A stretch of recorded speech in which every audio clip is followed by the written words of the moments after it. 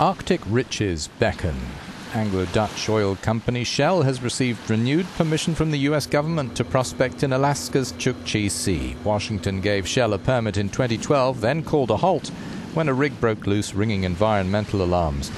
Now more parts of Alaskan waters are close to opening. The Chukchi and Beaufort Seas skirt the state's northern coast to gather the entire U.S. Arctic domain.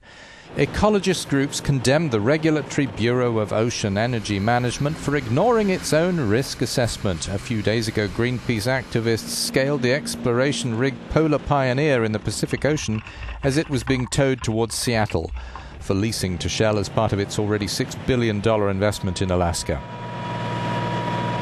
Despite the fact that the U.S. government itself admits that there's a 75% chance of an oil spill should oil production begin in the Chukchi Sea, the Obama administration has still given the first green light to Shell along the way to Arctic oil drilling. While the price of oil has fallen over the last year, the Arctic is coveted by energy companies for its long-term potential. It's estimated to contain about 20% of the world's undiscovered oil and gas.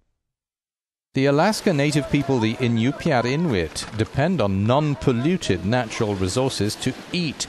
The largest city above the Arctic Circle, Barrow, has the ocean on 3 sides, frozen 8 months of the year. The Inupiat live with the state's lowest average temperatures and know what the cold does to equipment and how accidents threaten the wildlife they hunt. To have a little bit of ice like this, it would clog their vacuum suckers that they would attempt to try to pull up the oil with. Metal becomes more brittle in our environment when we're really cold. Things break down a lot easier. The whales are very sensitive. They have a tremendous olfactory sense, and they can actually sense the contaminants in the water, and they'll avoid an area that's been contaminated. The Alaskan northern coast has no roads to major cities or ports for many hundreds of kilometers. If something goes wrong, emergency equipment is far away.